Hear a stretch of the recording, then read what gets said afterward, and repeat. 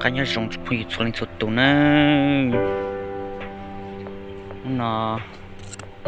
ủa cho bây là sai luôn và gì nhá hả nó nói chỉ dùng cái này để blanc nè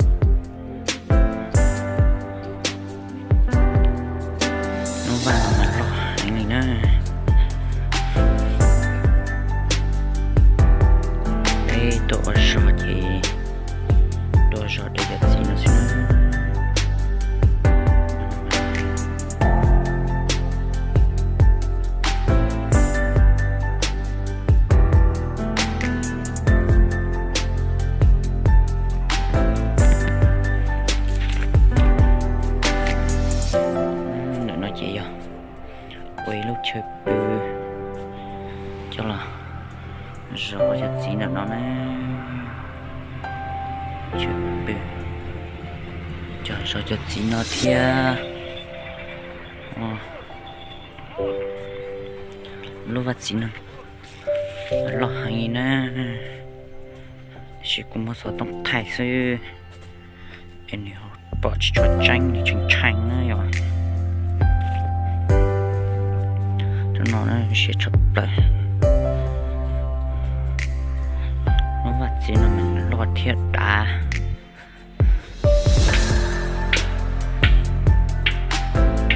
chi mà mình chi đầy hành nó hiểu chỉ chúng sẽ hợp đi thiệt chỉ cũng là hay mình mấy là nó bị sai nó hiểu sai bỏ thia này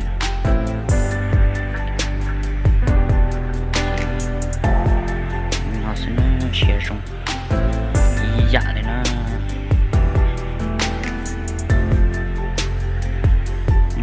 chỗ thia để chỉ cô bỏ tranh cờ thì nó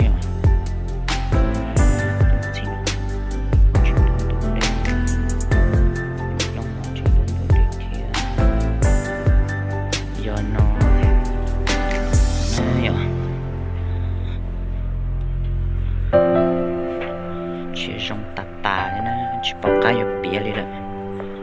chỉ bỏ cái vào hài nè, chỉ nó mình chỉ cá hành nè, nếu chỉ câu nếu cá gì nữa vậy, cái phần gì nữa nếu cá gì nữa.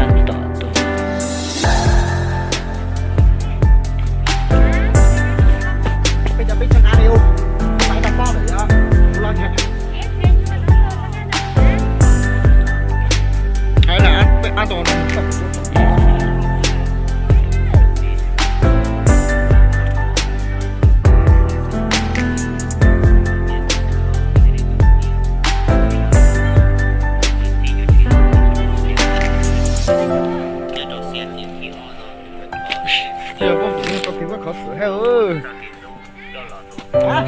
真尴尬，真尴尬。你看那会儿，干了，干了，你咋找你呢？